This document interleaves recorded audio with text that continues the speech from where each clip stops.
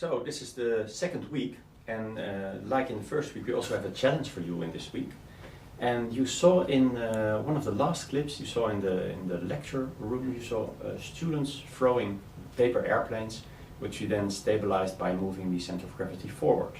And you saw most of them throwing this kind of paper airplane, which is not automatically stable and sometimes needed a bit of extra weight using a paper clip. Well, you've learned now about forces, you learned about moments, and to really try out these concepts, you even learned a bit about structures, you learned about wing shapes, airfoils. So to try out your knowledge, I would like to challenge you to build an aircraft. Of course, you're going to wonder, how can I ever do that?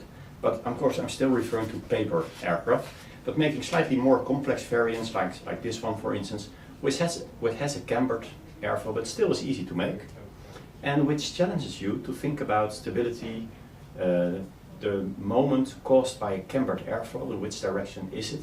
I can already tell you that because of the lift being generated by most of the backside of the airfoil, there will be a downward moment generated, which you need to do something about. You can move the wings, you can change the center of gravity, you can make canard or conventional tail configurations, and try out a number of these planes to see which one is stable and which one is unstable and what you can do about it.